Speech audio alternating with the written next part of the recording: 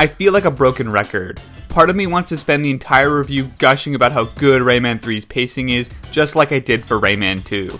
Hoodlum Havoc is another amazingly concise game in the Rayman series, whose overall length seems to sync up perfectly with the amount of worthy content and ideas the developers could possibly throw in a platformer, and the writing stays sharp the whole way too.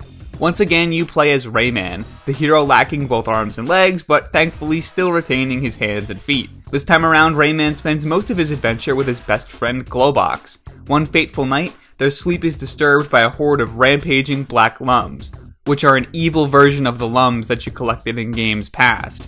They band together and don hoods to become hoodlums.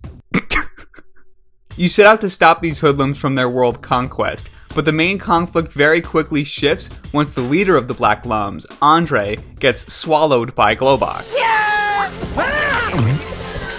Most of the remainder of the game is Rayman bringing Glowbox to a variety of medical specialists to attempt to get the lum removed from his body, all the while having Andre make fun of his host from the inside and forcing him to do things he doesn't want to do, like drink juice that he's allergic to. If it isn't apparent enough by how outlandish and funny the game's central conflict is, Rayman 3 is off-the-wall hilarious from beginning to end. Take a vertical slice of any few minutes of this game, and what you'll end up with is something filled with life and energy. The tutorial giver actively makes fun of the game's instruction manual and applauds your climbing and platforming skills by telling you to audition for Sam Raimi's Spider-Man 2. Glowbox must have 100 different one-liners she'll say at different points throughout the journey, and the game's tight 5-hour runtime ensures that you'll never really be hearing any of those lines twice. The jokes are just the right amount of juvenile to be funny and appreciated by gamers of any sensibility. The consistent writing here is aided by a just as strong voice cast. Actor-comedian John Leguizamo as Glowbox stands out for not only doing a killer job, but also having the lion's share of the dialogue here. What the? Who turned off the nice music? Hope I didn't break anything. What good would any of the humor here be if all of it was layered on top of an unfun gameplay experience, which thankfully is definitely not the case here. Hoodlum Havoc has its roots in both Rayman 1 and 2, by taking elements from both games and carving out its own identity on top of that. It obviously shares its 3D perspective and general platforming feel with Rayman 2, but there are a few callbacks to Rayman 1 as well. Rayman has returned to throwing his fists at his opponent instead of balls of light, which is definitely a change for the better. He can also use a grimace attack again, which in this game helps siphon health out of fallen foes. What's most important about Rayman 3 is its combat, which is an element that certainly wasn't absent from 1 or 2, but was not as much of a focus in those games, nor was it as refined there. Zelda-style lock-on Z targeting is here with a small twist. Holding left or right while targeting will cause punches to be curved in that direction. This is one of the central mechanics of the game and informs a lot of the enemy design. Sometimes enemies will only have weak points that are exposed in a certain direction, or require some serious timing to do damage. You can also charge your fists up for extra damage when necessary. The amount of options you have here makes combat always feel fresh, and it's a good thing too because combat is about half of what you'll be doing alongside the platforming. To say that the game alternates between its traditional platforming sequences and its refreshing combat sequences is mostly correct, but I think the greatest strength here is how well the two of them integrate and balance each other out. Almost all of the enemies in the games are ranged gunmen, who fire slow-moving projectiles in multiples.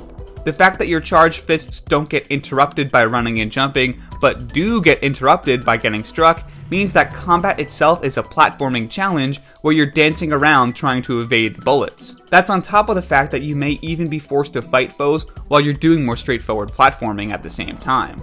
All of those considerations make it so that you're always engaged during these fights. Another new introduction that's incredibly important to the game's loop is the power-ups, or as the game refers to them, Combat fatigues! Combat fatigues! That's exactly what we need!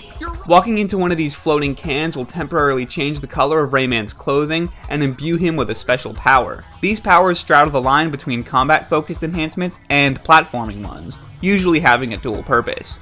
My favorite example is the blue costume, which will grant you the ability to swing on fixed hook points, but also allows you to latch onto enemies and electrocute them. The game gets increasingly clever with the utilization of these power-ups. Things start off pretty simply, but the level design eventually ramps into you using multiple power-ups within a short span. They also take center stage within some of the game's well-done boss battles, which, just like the main game, are a great blend of combat and platforming. There are no reused mechanics here across boss fights. Everything feels unique and fun. My favorite of which is a cat and mouse battle within a hunter's mansion, where half the fight is spent with you finding cover when you're in the crosshairs, and the other half is knowing when you have the advantage and pulling a most dangerous game on this guy.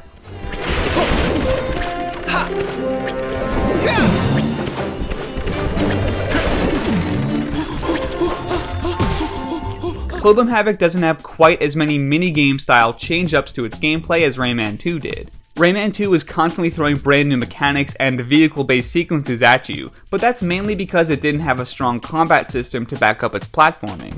Rayman 3 isn't devoid of sections like this, but they do happen far less frequently here, making up probably 5% of the experience this time. Most of them are serviceable to good inclusions, with the exception of the jarringly bad minigame where Rayman shrinks and uses one of his shoes as a car while trying to bump into the other shoe. The controls are just not tight enough here to make turns as well as you need to, the AI in the opposing car is unpredictable so you don't know where to aim, and the enemy has way too much health, making these sections last longer than they should. It probably wouldn't be worth talking about this little shoe minigame if it only happened once, but it's sadly one of the game's reoccurring minigames, showing up a total of 4 times. If anyone knows any mods for this game that allow you to skip this section, please let me know for the next time I revisit this classic. Speaking of mods, this game doesn't have an entire novel's worth of changes between all of its different versions.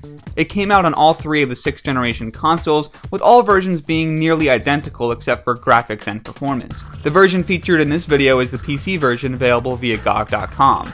No mods have been installed with the exception of a mod to enable controller support, and the game still looks beautiful. All this art style needed was a higher resolution to make it look downright modern. I'm just glad that for the first time in this series, it feels like the PC version isn't getting shortchanged in some way, like Rayman 1 and 2 did. One of the final major strong points of Rayman 3 is its unmistakable tone.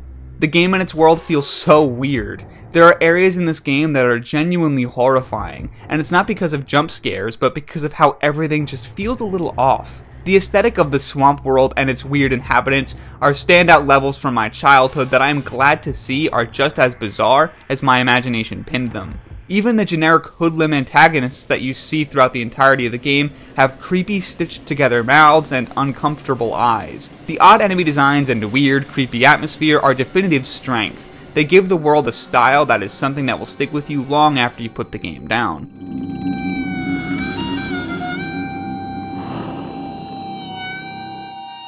Now that I've finished and ruminated on all 3 numbered Rayman games, I'm in love. Each brought new ideas to the table while staying true to the series' core platforming, and it managed to do so with insane consistency. The years that separated each of these titles, as well as the quality of each individual product, showed that Ubisoft had a level of reverence for its once core mascot that really showed. I now count myself among the people waiting with bated breath for the hopes of a potential Rayman 4.